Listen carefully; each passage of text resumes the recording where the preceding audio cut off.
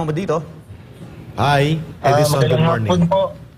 Hapon na pala. Magandang hapon po kay Eric at saka Brother Franco Baranda. Yeah, maraming salamat sa pagpapaunlak ninyo, Ginoong Edison Masayon, at tayo po ay napapakinggan ng buong mundo through social media platform. Una sa lahat, can you identify yung ipinakita kanina sa screen na kumakalat na picture na itinuturo ngayon ng mga testigo na kapatid mo, ang pangalan Edward Masayon, na siya rin ginamit doon sa Sercos hearing ni Hontiveros sa Senado. Can you confirm the identity of this one using police uniform, Brother Edison? Yes, kay Eric, confirm ko po. Siya po si Edward Masayon. Siya po ang kuya ko na hinahanap ko ng matagal na. Okay. Ngayon, kung kumpirmado na ito, ano po ang inyong tingin na gagawin niya? Bakit siya pinasuot ng uniforme tapos ipinasok sa loob ng Kingdom of Jesus Christ kasama sa paglusob at pananakit at pagwasak ng mga pulis sa buhay at pisikal na kalagayan natin dyan, ninyo dyan sa Kingdom of Jesus Christ? Ano ang pwede niyang gawin dyan at ano ang kanyang nagiging papel sa ganitong karahas na paglusob at pagkubkob sa Kingdom of Jesus Christ Cathedral right now? Kay Eric, no, itong si Edward Masayon na ito, parte siya ng malaking kasinungalingan dyan sa mga akusasyon ni Pastor. Saka tulad rin ng ulo nilang bangag na walang puso, ganyan din siya. Wala siyang pakialam na sa ginagawang kasamaan ng mga kapulisan dyan, mga pananakit at saka yung may namatay na rin na kingdom member din, hindi niya iniisip na dyan din nakatira ang mama ko. 60 plus years old na ang mama ko, hindi niya inisip yan. Ganyan yung mga bangag, ganyan yung mga tauhan na nagpapagamit sa mga bangag dahil lang sa pera. Yeah. Ganyan siya, katarantado at kawalang hiya. Yeah. Edison. Gabi, galit ko talaga, Brother Eric at saka Brother Carlo. Pasensya na sa mga kapatiran ko sa nasabi kong hindi magandang salita kasi nag-aalab talaga yung puso ko sa ginawa niyang kahayupan dyan. May pa siya, may guts pa siyang bumalik dyan matapos sa ginawa niyang mga kasinungalingan.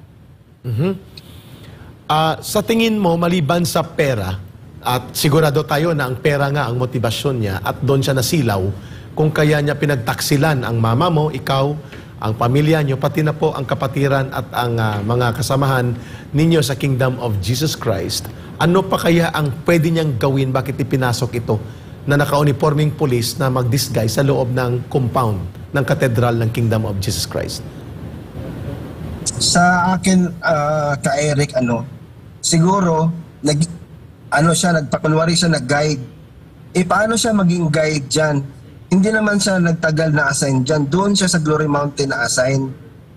Part siya kung sa Bisaya pa, isa siya sa mga nagbinuang sa pulis, dira, nga kunyari alam niya yung lugar. Wala naman siyang alam dyan. Matagal na siyang umalik. Marami ng pagbabago dyan sa Central ngayon. At saka, hindi ko rin hindi ko rin maisip talaga kung ano talagang pumasok sa isip niya. Siguro na-miss niya lang siguro yung lugar na yan. Kaya Rick. Edison, sa akin Thank you, Edison. Pasa ko muna kay Franco, brother. Thank you, Edison. Edison, alam naman natin kung paano at kung gaano kabuti si Pastor at ang ating paglilingkod sa hirap at ginhawa. Anong pakiramdam na mismo ang kapatid mo ang naging traidor at nagpapasinungaling at sinisira si Pastor, tas naatim niya pa na gumawa ng kasamaan sa kabila na nariyan pala ang iyong ina na 60 years old sa ginawang paglusob ng kapulisan? Alam mo, Brother Franco, sa ngayon talaga, simula nung pagpunta dyan ng mga pulis noong June 10 at saka nung unang araw na dyan, talagang hindi ako makatulog sa konsensya sa ginawa niya. Kasi hindi naman kami pinilit na pumasok sa kingdom. In fact, kami pa ang reason bakit nakilala ng family namin ang kingdom. Televiewer po kami since 1998 or if I'm not mistaken, mga 1997. Tapos kaming dalawa ang nagpumilit na pumasok sa kingdom na mag full time. Nayali namin ang buong buhay namin hanggang sa kamatayan. Tinanggap po kami ng ministry. In fact, ayaw ng mga magulang namin na mag full time kami. Yung papa ko umiyak pa sa Cagayan 1999. Di ko talaga makalimutan yun kasi gusto kaming pauwiin. Tinanggap kami ni pastor ng buong puso. Tapos lahat ng kabutihan ibinigay niya sa amin, pinakita niya sa amin lahat ng mga pagtuturo, pagdidisiplina, fellowship, lalo na sa lahat yung word of God. Tapos ganyan yung ginawa niya. Tsaka ang ano diyan, ang masakit pa diyan, Brother Franco at saka ka Eric. Ang reason na lumabas siya kasi gusto niyang mag-asawa. Yan yung pinaka-reason. Tapos ngayon, binigyan siya ng ministry, binigyan pa siya ng chance ni pastor na bumalik for 1 week or 2 weeks para makabalik. Di pa rin siya bumalik. At saka nung lumabas na siya sa ministry, naghanap buhay siya, nag-asawa siya.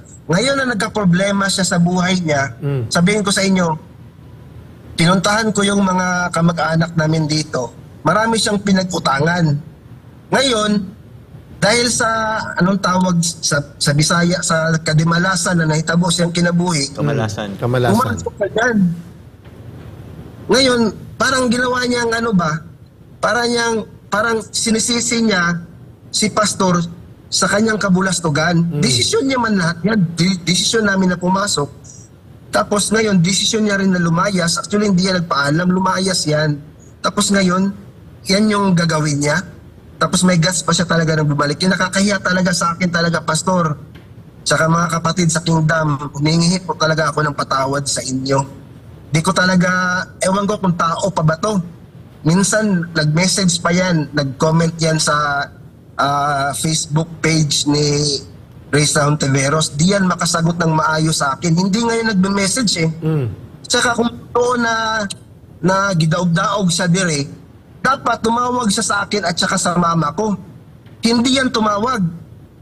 At saka sa ginawa ng mga kapulisan dyan, na nananakit, na nagtitirgas, pumapatay ng mga kingdom citizen, hindi niya man lang sinabihan si mama na, mama, umalis ka dyan kasi baka madamay ka. Hindi niya ginawa yan. Ganyan katarantado, ganyan kasatanas, ganyan kabarumbado at kawalang puso. Ewan ko kung tao pa ba yung administrasyon ngayon. Ganyan, ewan ko kung paano nila yan na, ewan ko baka sila na yung demonyo na nagkatawang tao. Kaya talagang, hindi ko talaga maano kung mahiya ba, magalit, mixed feeling talaga. Parang dinaganan ako ng buong mundo ngayon sa ginawa niya ni Edward na yan. Tapos yung ningtag pa niya, hindi pa masayon. Kung di ako nagkakamali, Escolito. Oo, tama. May nilagay siya minsan daw.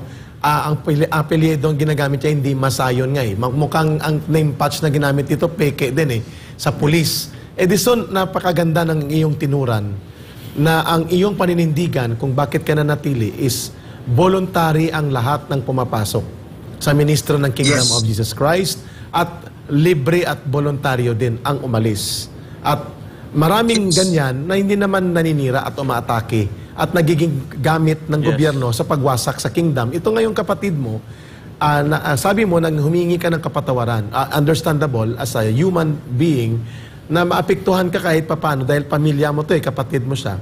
Pero nakikita at nararamdaman ng taong bayan na naninindigan ka sa tama, naninindigan ka sa pananampalataya at kaya mo nga ibinubulgar na ito ay naging bahagi na siya ng police operations and brutality na hindi niya sinaalang-alang ang inyong nanay, ang inyong mama.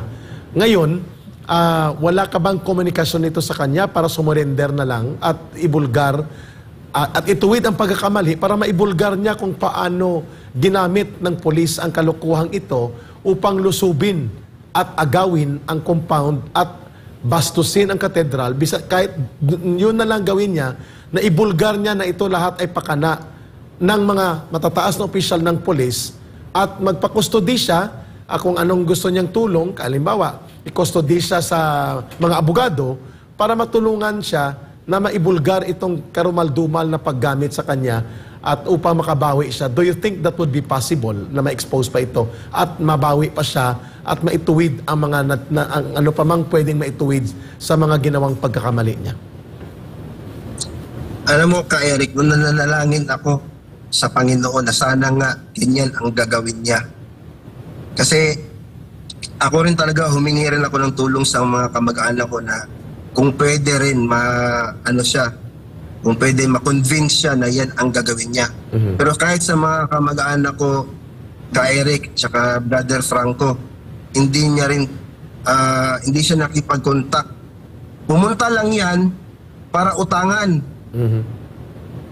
Yan yung, tapos, ewan ko ba kung, kahit para kay mama na lang, sana. Yes, Simon. Kung talagang may galit siya sa ministry, ewan ko lang ha, hindi ko talaga, hindi ako hindi ko sukat akalain na may ganitong klaseng tao pala na kahit magulang niya, kaya niyang gawin yan.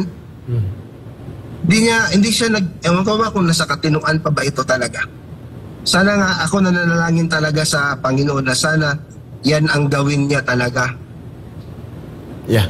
Thank you. Edison, I'll get you back to Brother Franco, but this is a very good revelation.